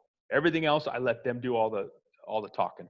Can you call do you ever use a scenario where you try to call the cows in your direction to, the lead cow to come your way so the bulls just follow? Yeah. And me personally, I'm not that good. And I'll be the first one to admit. My buddy Jerry, like I've been talking about, and I've seen a couple other guys do it where they will sound like a wounded calf, and those cows will come running right in. And the problem is when I do it, I sound too much like a wounded jackrabbit, which is not good. And the coyote. it's a very hard sound to do. And these guys are very, very good at it. And those cows will come in on a string. The problem is when you have that type of sound, the cows are coming in to protect the calf, and they hold up. But the bull doesn't care what's going on. He doesn't care where his ladies are going. He's just still running back and forth. So he's usually behind all of them, and it's a tougher shot. That's where you really have to set up, get your collar way down and out. And another thing we actually, JP, if you don't mind me hitting on, we talked about collar setup on the first one. One thing I want to add to that is if you're going to call for your buddy, or like if I'm calling for a hunter, the collar doesn't need to see what's going on.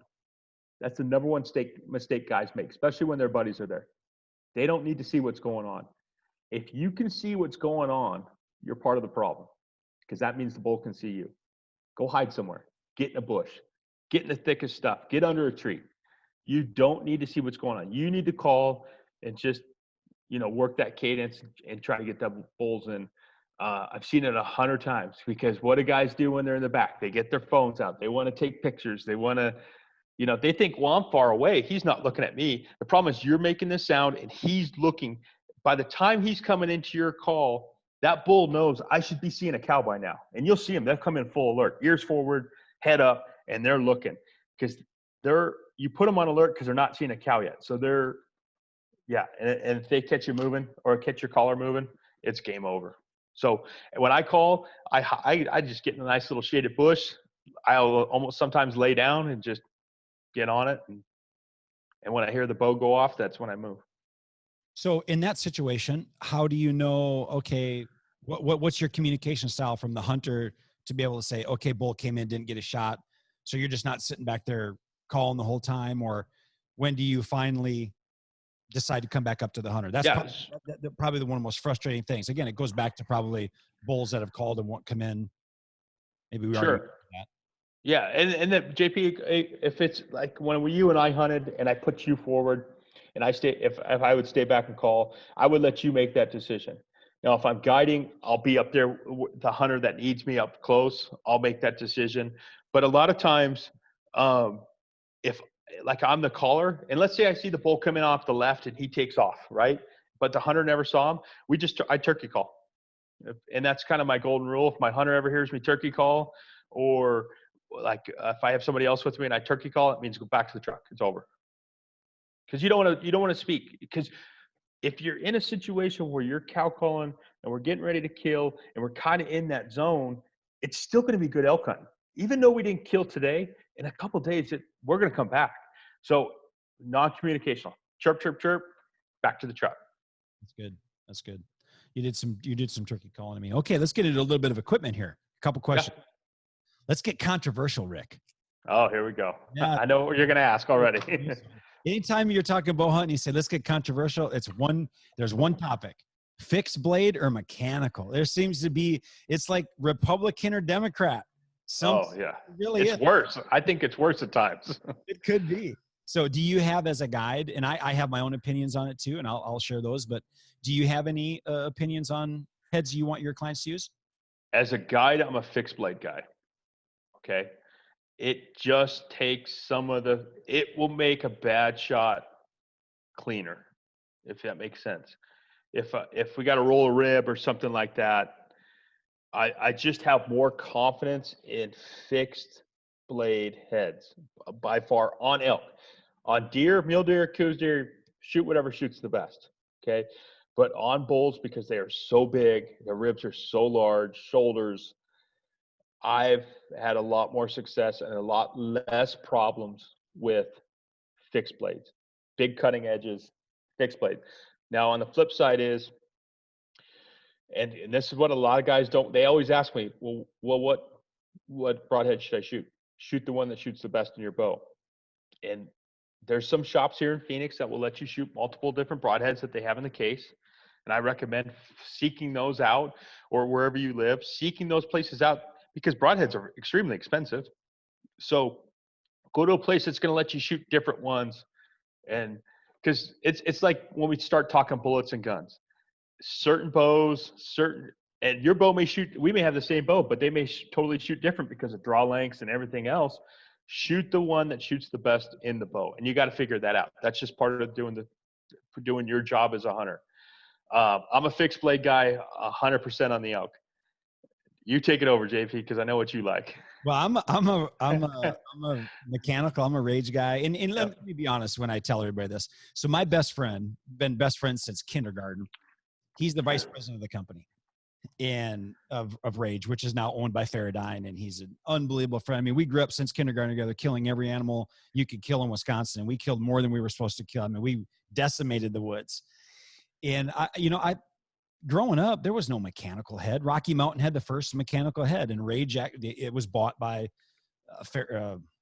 actually back then Field Logic, and they turned it into Rage. And my buddy's been huge in the design. Some guys here in Phoenix are the design some of it too, and I've had really good luck with them. I did lose one elk, but it was really where I hit it.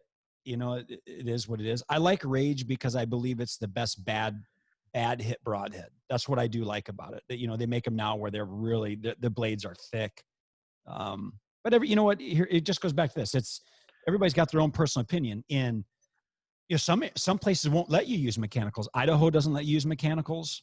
They're the only state I think that doesn't let you. When I hunted moose, I couldn't use mechanicals. That the outfitter just wouldn't let me.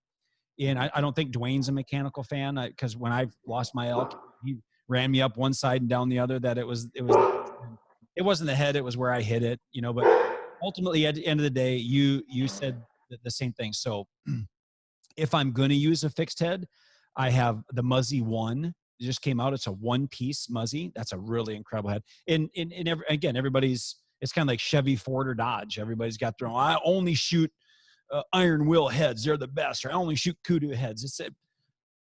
When I was getting ready for my moose hunt, I had 3 different kinds of heads that I was shooting, and I was shooting that long distance, short distance, and checking penetration. And I went with a head that my buddy didn't have, and I want to support him as much as I could. But the one head I chose for moose hunting flew better than any other head that I had tried from a fixed blade. So we owe it to the animals to be the most accurate you can be. And the other thing I would encourage is what you have the most confidence in. Don't be one of these guys that's just swayed by the social media influencers. I see that so big. The social media influencers, which are influencers for a reason, doesn't mean they're always influencing you for the good. What I love when I see some influencers that say, hey, use what you need to use. Don't use just because of what I use. But we're in the world of marketing and sponsorships and all that kind of stuff. So they talk about it. I'm not sponsored by anything. I'm on very good favor with my buddy and Faradyne because we've been lifelong friends. So I want to support him from a friendship standpoint. But I mean, he's been with me when I've hunted with a head that wasn't his, and he never said anything. It's friendship, because that was what I was comfortable with. But here's the other tip. Make sure whatever you pick is razor sharp. And here's another one. I've seen this. And Rick, I've been a bow hunter my whole life, and I just scratch my head. I know broadheads and targets are expensive, and I would never tell somebody to waste money. But when you're shooting broadheads into the target and then you're going to pull them out and you think these are the heads I'm going to use, you're dulling those heads every time you shoot them into that target. Even though it's a soft foam target, you're dulling the head. Don't pull that. Don't shoot it, from August on and then just put it in your quiver and go hunt with it. You want sharp heads that slice everything, whether it's a mechanical or it's a fixed head. The other thing is targets. Don't crimp on targets and not shoot your broadheads. The reason people like mechanicals, I'm getting off on a tangent, but I think it's important. People like mechanicals is because they fly good. You can get excellent flight where sometimes fixed heads are a little bit more touchy. I will tell you this, fixed heads will make you a better shot if you start shooting fixed heads. My friend Ray Howell, who's been on the podcast multiple times, he's one of the best shots I've ever seen in my life. I'm talking, you put this little, I don't even know what it is. My dog was chewing on it a second ago, but this is about 2 inches long by 1.5 inches wide. You put that up there and he hits that at 100 yards with his broadheads on. He's unbelievable. He shoots a bow better than most people shoot a rifle. And he told me, he said, you need to be shooting your broadheads most of the year. And this is where I learned this from a target standpoint. So because they'll make you a better shot.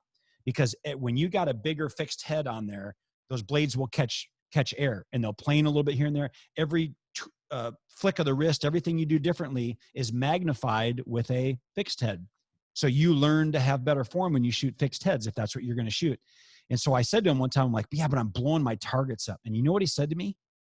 He said, when you're hunting, you get one chance usually.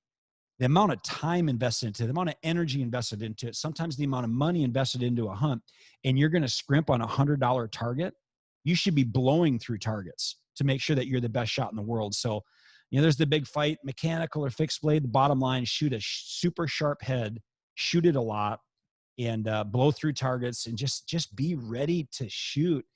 But it's bow hunting, like you said. There's always things that come up, and greatest shot in the world can make a bad shot because we're talking about animals. And I mean, you just watch a video and think, okay, here, this is funny.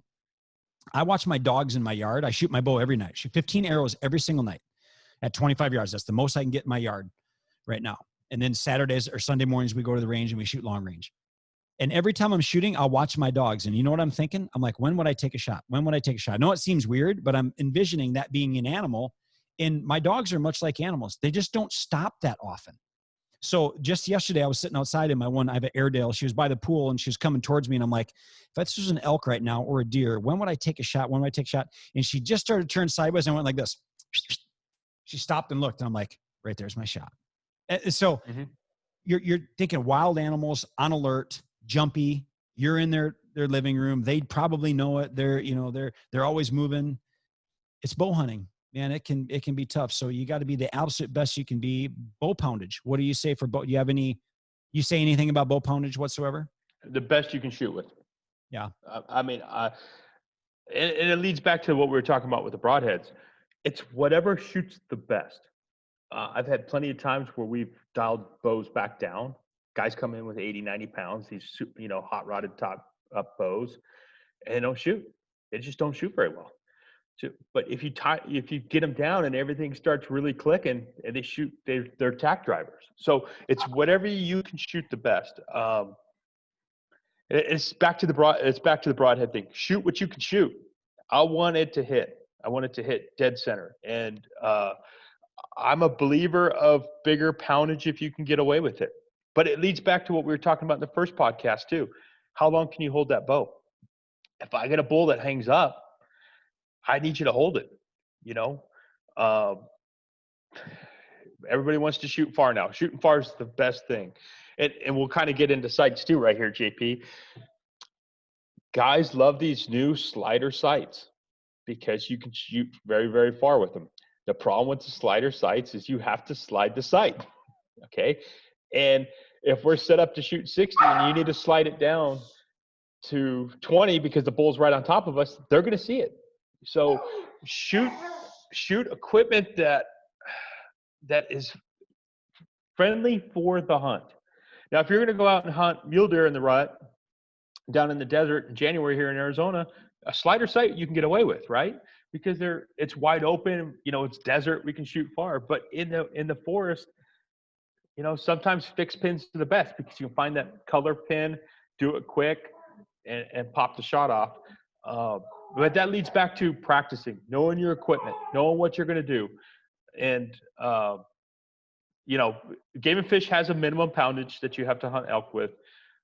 But shoot what you can shoot best. I had a guy that had a 90-pound bow, and it sounded like a gun going off, and it was pretty fast and all this and that. But he couldn't pull it back. He couldn't pull it back without moving his arms up completely and then back down. Well, that's not going to work. You need to be able to pull the bow straight out where they can't see. So, yeah, it's the equipment's great at the range, and the guys may ooh and ah over it when they're at the range. But by the time you get to me, it's got to be functional. And that's another thing, JP, that I'll get into is we talked about it a little bit last time too. Is I hate when guys come out, like you said, this is the first time they're shooting broadheads into the targets. Is when they're in hunting camp a day before we go out, or it's the first time they have shot through woods. And I'm not meaning like through trees and stuff, but just picking shots of finding your lanes, stuff like that, because they've always just shot out at the wide open archery range. You got to practice before you come out to the hunt. You've waited 10, 12, 15 years. Do not waste your one opportunity because you didn't come in prepared. Well, we talk sights here, and I brought my bow up because I have been a proponent of fixed pins my whole life for that reason. The slider I love. I love a slider because obviously there's no pin confusion. There's not a lot of pins in there. You have a big sight picture, a big sight window, but it's just like you said, when that bull comes in and you get or whatever animal it is, and you get an animal that comes in and you have a 25-yard shot, and you got it, maybe you set your pin typically I'll keep it at 40 yards and I'll just range, whatever somebody says, or out 25 yards. And all of a sudden you spook him and you're a good enough shooter and he bounds out to 60 yards. I got to range the animal. I got to slide my pin. Then I got to draw. I mean, you just don't have that much time. But so I've always hunted with fixed pins. I've always hunted with 7 pins, and I practice with it all the time. So I know exactly where my 50-yard pin is. I paint my 50-yard pin, the bracket of my pin white with white out.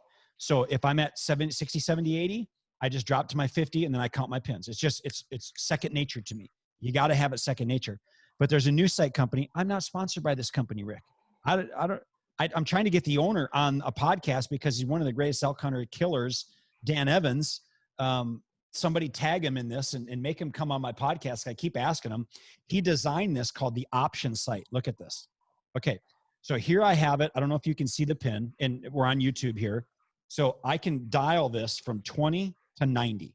You see that one pin right there? Mm-hmm. Okay. I can dial it. It's a single pin slider. Watch this. I flip that. I got all 7 pins fixed. See that? Oh, that's like. I hunt with 7 pins fixed, and I'll just have my slider pin set at 80 because I'm used to set 80 as my last pin. Because I'm not going to use, if I have a bull at 50, 60, 70, I'm not using my slider pin unless, like, let's say when I'm deer hunting and I'm stalking in on a deer and I got a deer that is absolutely calm, it's feeding, and I got time to range it. I can just open, I'm in his home, and I know he's 66 yards. I can just sneak this up to 66 yards. Boom. And I make a shot with 1 pin. I love that. But in the heat of the battle, I got a bull coming in. What am I doing? I just got this shut. I got that locked at, so it's not an extra pin. It's just set up with the other one. I've been using this at the range, and people will shoot with fixed pins or they'll shoot with a single pin slider. This is the only one on the market that has them both at just a flip of a dial. It's incredible technology. So yeah. I really, really liked it for that. But I'll hunt with it like this. The one bull that we had come in, and it's the bull I hit in the shoulder, unfortunately. When he came in and I had him at 20 yards. He was coming to actually less than 20 yards. So I was going to use my 20-yard pin. And when he came through and he was following another bull, he came right through a pine tree. You'll remember this. And as I go just to draw back, I never thought he'd see me because I was behind the pine tree. He spooked and he shot out to, and ranged him at like 43 yards. I didn't even range him, to be honest with you. I just estimated at 43. If I would have had to range him and then turn my slider pin, I wouldn't have. Now I drilled him. I was left too far, but up and down, yeah. Perfect. But anyway, I wanted to show that because it's a neat technology. But here's what it boils down to when we talk about that. And then I'll say something about the poundage is you just got to know your equipment. If you're shooting a single pin slider and that's what you are dead set on, I would personally, if I'm elk hunting, I would probably have that single pin slider set around probably 35 yards. That's where I would have it. And I would know exactly what part of that pin I get to use at 60 yards and what part of that pin I get to use at 20 yards. And I'm talking about the very top of the pin, the very bottom of the pin, the middle of the pin. You can split that up a little bit. I learned that from my friend Ray. So I'm really using 1 pin to kill an elk. So I'm not down there trying to dial it because, like you said, a guy comes in out of state and he gets a 360 bull and he's got a 45-yard shot and he's worrying about ranging, then sliding, all those things. It's time. But bow poundage wise, bows are so incredible these days that it don't have to. I shoot 74 pounds right now. And I just had a friend ask me because I'm losing my shoulders really fast. My left shoulder hurts me all the time. And I should take breaks on training and shooting, but I don't. It's just what I love to do. So I just deal through the pain. But my friend asked me today, goes, well, how much longer are you going to shoot 74, 75 pounds? And I'm like, this year? He's like, bows these days, you could drop down to 65 pounds, 62 pounds, and you'll blow through an elk. You'll blow through a deer. They're so efficient. So like you said, what you can hold the longest, what you can shoot the most accurate is what you owe to the animal. Yeah. I have on my bow, I was shoot, it was a 70-pound bow. And yeah, I dialed it down to probably about between 66, 67. And that was its sweet spot. That's what it liked. And yeah, I'm losing a little bit of feet per second, but how much are we talking about? Honestly, JP, they're getting so fast and so efficient, like you said. But and you've shot enough bows, you understand. It just felt so much better when it went off, where we dropped a few pounds down. It something with it. It just liked it, the way it resonated, where it snapped, and it just shot. It shot so much better. I am going to make some t-shirts. You're gonna enjoy this. I shouldn't say it so somebody else doesn't steal this idea. Goes back to the bow poundage. I'm gonna make a t-shirt, Fit Archer t-shirt, that has a guy on the back, big old muscles, and a girl stand next to him, some little hottie girl that says, "Well, how much do you pull?" And he's gonna say, "I still pull 80 pounds." Kind of like the how much you bench type. Yeah. I'm gonna make one for Bo because everybody wants to pull the most poundage they can. Everybody, I still pull. I have people tell me it all the time. I have people that come into my yard, do work for me or things, and they tell me every time how much they bench. And now when you shoot, people tell me how much they used to pull on their bow. I'm like, I don't care. Like, Yeah. you're still a man to me. It's okay. Yeah. Last question. We've gone long. I know I'm a big archery hunter, but this is a question asked by everybody. And you do a lot of rifle hunting too. What's the best rifle cartridge for elk? I think the best rifle cartridge in the world right now is 7 millimeter Magnum, and you can kill anything in North America with it. And this is like fixed or mechanical. Everybody's going to come in with 5,000 different answers, and I'm going to start with the 7 mag. It to me is the best flat shooting, most accurate load ever made. And all my guiding, all my rifle hunts, I've killed more deer over 500 yards with a 7 mag than any other cartridge in the world. Guys are going to start talking 338s, 300s, big cal. It falls back to the same thing. Shoot what you can hit with. Okay. Now with the elk and the gun, I would stick to the Magnum calibers. Guys will say, I could kill an elk with a 243. Well, I can kill one with a BB gun if I had to. You know what I mean? But that doesn't make it easy. I would stick with the Magnum calibers. I love the 7 mag. And another reason I love the 7 mag is the range of bullets you can get for that gun. And I'm not just talking for the elk hunt. I'm talking you buy a gun's an investment, right? They don't go bad. You're going to have it for your lifetime, maybe your kid's lifetime, and so on and so on. The range of bullets you can get for that gun is from coos deer to moose. So, anywhere from about 120 grains all the way up to 220 grains. It's just such a versatile. For some reason it shoots. I don't know if the way the bullet's designed on that 7 millimeter side, it shoots unbelievable. So that would be if somebody asked me, I always say 7 millimeter mag. I shoot a 28 nozzler, just because I fell into that. I got to have one. They're brand new. They were neat, and it's an unbelievable shooting round. But it's just a soup up 7 mag. It's still that 7 millimeter base. It's something with that bullet. And I absolutely, that would be my recommendation. I love those things. So I have a nozzler as well, 28 nozzler, same thing. Are you shooting factory? Or are you shooting reloads, custom loads? I shoot custom loads. I heard Hornady came out with a factory that's unbelievable. Which so one? I want to try it. It just came out. I think it's in their Trophy Hunter line. I heard Sportsman Warehouse just started carrying it. A buddy at work has a 28. He says it shoots almost as much. The problem is I'm shooting 195 grain, and I think you can only get up to 165 in the. I'm shooting a 180 grain. Yeah, and 3,150 feet a second. Oh yeah, that's kind of what mine's almost right at 3,200 feet with 195 grain. And the thing with bullets, and we're getting that way back with arrows too, JP, and you know a lot more about the arrows or the archery stuff than I do. But with bullets, when we first started shooting long range back in the days when we used to Kentucky windage and do all that, it used to be speed. Remember, fast, fast, fast, fast, fast, quicker the better. Now with the bullets, we're going to heavier, more stable, more accurate. We'll turn up the turrets higher, aim higher, that kind of stuff to get the distance because the bullet's more stable. And the bows are starting to go that way too. Fast, fast, fast. And now we're getting to, let's get heavier arrow, more stable. I mean, you know a lot more about that than, but you're a better archer than I ever was. So. Well, heavier arrows, your bow's quieter, you hit with more energy, more momentum. There's a big kind of pendulum in there. You want to be in that good kinetic energy, good momentum. You want all that kind of stuff, and good people can help you out there. I mean, not too many new people listen to this, but if you are, shoot, I'll answer questions for you.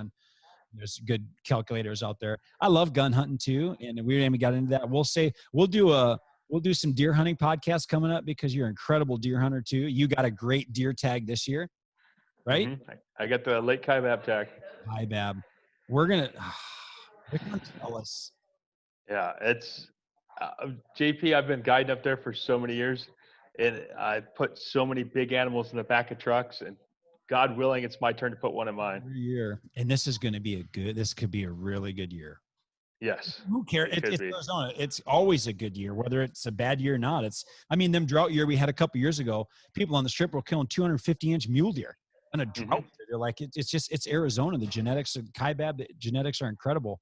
But you do a lot of Coues deer guiding. You do a lot of mule deer guiding, a lot of Coues deer hunting. You've killed a lot of great Coues deer, mule deer, obviously. So we'll get you back on and talk about that stuff. I can't thank you enough, man, for giving me a few hours on the Fit Archer and all the listeners. And you have any closing thoughts? Anything that you want to close out with? No, just some things I just want to reiterate. Know your equipment. Another thing, get good maps when you're scouting and glassing. And I recommend Flatline Maps. And once again, it's a good buddy of mine that owns it. I'm not sponsored by them anyway, but their maps are so good. And it's going to make it easier when you're out there scouting. If you have a good map where you know the roads are, and honestly, there's some stuff on these maps that I got upset at my buddy Jimmy for putting on there because I'm like, Jimmy, I was one of the few guys that ever knew about that little drinker down there or that old little 2-track. Get it off your map. And also the other thing is you can get it you can put it on your phone, and like a lot of guys use Onyx maps too, which are great maps. But you need cell service to have it working, where Flatline is permanently on your phone and it works with your GPS. And that just helps you. One more thing to say, okay, I'm here. I need to get here. How do I get there? I mean, just use the equipment out there and get out in the woods. Get out in the woods. You got to go out and hunt. Stop dreaming, getting on the computer, thinking. Just get out there. Even if you can only go for 2 days with a buddy with a cow elk hunt. Go out cow elk hunting. That's how I learned all these things. Because every time you get out, you're going to learn something new. You're going to learn something new, and you're going to learn something new. So. Well, I have a pile of tags in this drawer down right here. I got my Utah tag, my personal Wyoming tag. Then my son's got a cow elk tag. My other son's got a deer tag. And then my buddy and my best friend got a couple deer tags down south. So I got an amazing fall lined up. That's 2 archery tags, 4 rifle tags, and then December and January in Arizona comes the over-the-counter archery where Coues and mule deer in the rut. But that's a fun hunt. There's no animals here. You just stay out. Stay out. Arizona is a very, very incredible place to live. Anywhere is an incredible place to live. I'd be saying this if I was in Wisconsin still, because I'd be checking my food. I'd be putting my food plots in and checking my cameras. And gosh, I just love hunting. Yep. So, Rick, thank you, man. Good luck this fall. I'll just keep up with you. I look forward to seeing how you do and how your elk hunt goes. We'll be back in touch, and we'll have you back on here soon because you're just a wealth of knowledge and you've added a lot of value. I can't thank you enough for everything that you shared with everybody, giving away a lot of secrets, buddy. Yeah, I enjoy coming on, JP. You know me. I love talking hunting. Anybody have any questions, shoot me emails, anything on my social media. Appreciate it, buddy. All right, buddy. God bless you. God bless America. Talk soon.